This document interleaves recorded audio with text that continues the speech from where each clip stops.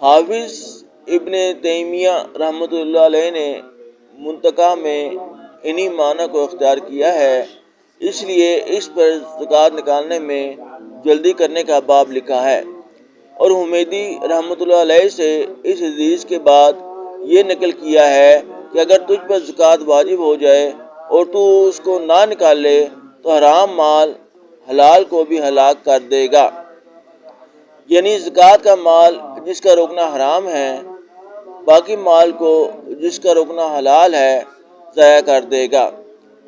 دوسری تفسیر جو حضرت امام احمد بن حنبل رحمۃ اللہ علیہ سے نقل کی گئی یہ ہے کہ جو شخص خود صاحب نصاب ہو، یعنی 52.5 تولہ چاندی یا اس کی قیمت کی کوئی چیز اصلی ضرورت سے زائد اس کے پاس ہو، اور پھر وہ اپنے آپ کو غریب ظاہر کر کے کسی سے زکوٰۃ کا مال لے لے تو یہ مال اس کے پاس جو اپنا اصلی مال پہلے سے تھا اس کو بھی ضائع کر دے گا۔ اس حدیث پاک سے ان لوگوں کو بہت ڈرتے رہنا چاہیے جو صاحب نصاب ہونے کے باوجود لوگوں کی زکاتیں لیتے رہتے ہیں کہ یہ زکوٰۃ کا مال ان کے اصلی مال کو بھی فنا کر دے گا، اور تھوڑے سے نفع کی خاطر